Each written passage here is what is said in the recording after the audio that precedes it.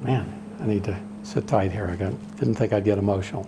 A story that triggers tears. Sorry, need to compose myself here. A former politician. I'm real mad. And football player sharing that pain. It's devastating. The story about $1 million committed to New Orleans kids. There's going to be a lot of people upset about this. Begins here. We are live tonight from a place they call the Ninth Ward Field of Dreams. And here. A new state-of-the-art sports facility. If they build it, they will come. Exactly. Because nearly a decade ago, national networks jumped on the story. This isn't just about sports. The goal is to help a community get back on its feet. That exposure even caught the attention of the president. We see resilience and hope exemplified by students at Carver High School who have helped to raise more than $1 million to build a new community track and football field. Their field of dreams for the Ninth Ward. The Ninth Ward Field of Dreams, a big dream of a New York transplant, Brian Bordanic, a teacher and athletic director at Carver High School. I think it shows to our students that, look what can happen. Look what can happen when we put our mind to something. The dream to build a football field on the school's Katrina-ravaged campus. It could be a symbol of rebirth. It could be a rallying point for the community. Mark Ripple and his architecture firm designed the stadium for free. He estimates as much as 1,000 hours of pro bono work. We spent 5 years on the project. Bordanic worked the phones, the streets, and the media. He had nearly $1 million in the bank, with another $400,000 pledged. But 10 years later, the Field of Dreams is just some weeds. It's an empty lot. With a nearly empty bank account. Knowing what could have been for, $1 million of cost, what that community could have had, it's infuriating. After Bordanic started raising money, he formed a nonprofit. He was president of the Ninth Ward Field of Dreams. A few community members filled out the board. But in 2013, Bordanic left the volunteer presidency and the board. There was a lot of divisiveness in the leadership group. Ripple says Bordanic departed because of disagreements that emerged between Bordanic and the rest of the board. Bordanic had raised nearly $1.5 million and wanted to build a stadium to fit that budget. We have to bring this project in within our means. But Ripple says the board pushed for a more expensive project, arguing more money could be raised. They had, I think, a misguided notion that there was a lot more funding, fundraising that could still be done. Brian was clear, let's work with what we've got. Let's not oversell the projects. With Bordanic out, Carver alum Alvin Jones took over as president, and the board hired another Carver alum, Betty Washington, as executive director, the nonprofit's first paid employee. In September of 2013, a groundbreaking signaled construction was imminent.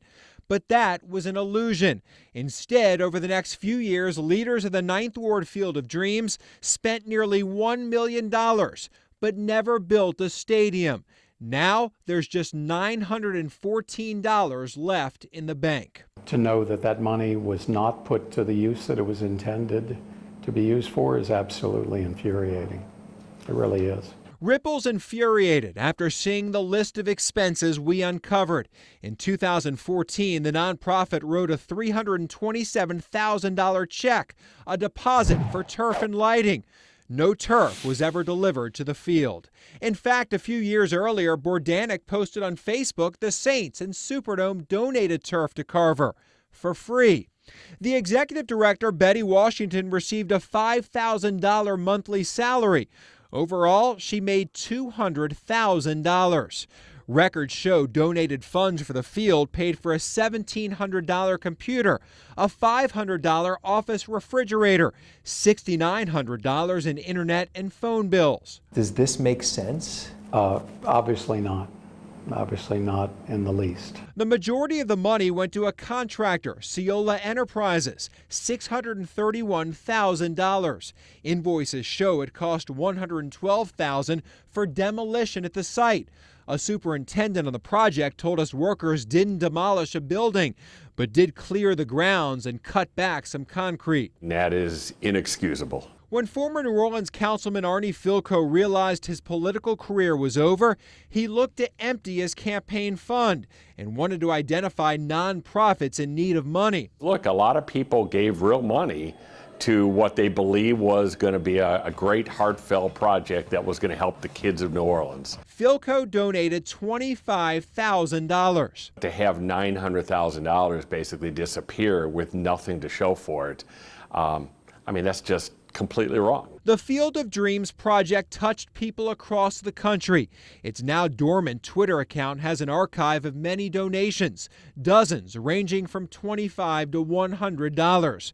We found a New Orleanian named Meg who launched a fundraising campaign for her 25th birthday. She raised nearly $3,000. Los Angeles-based oil heiress Ariadne Getty's foundation gave a six-figure check, $250,000. This is the kids' money.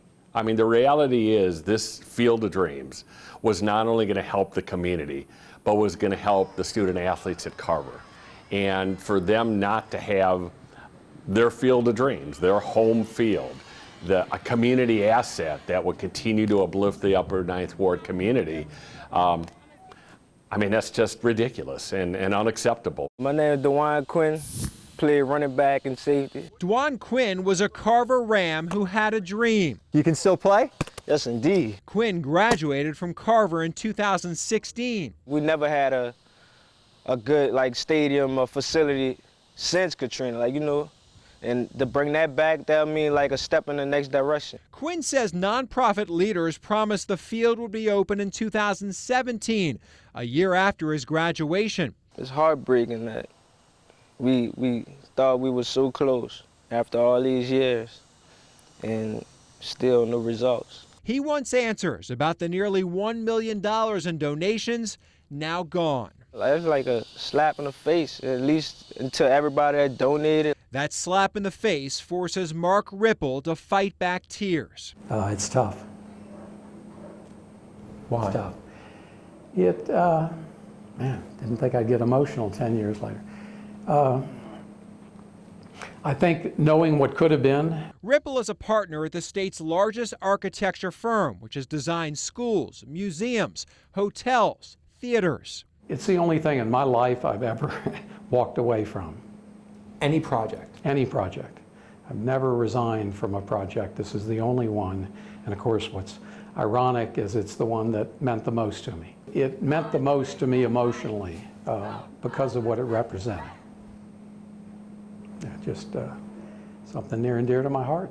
An ambitious dream backed by generous donors, all trying to revive a Katrina-damaged neighborhood. 10 years ago, networks labeled it a national success story. But in reality, these kids received empty promises in an empty field of dreams. This really upsets you. Yeah. You put a lot into this. Yeah. Are you mad or more just upset? I think it's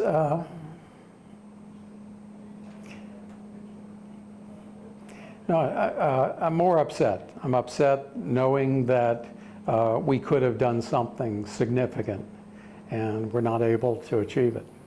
I'm upset for the school and for the kids that should have had it. Those kids deserve that field. Absolutely.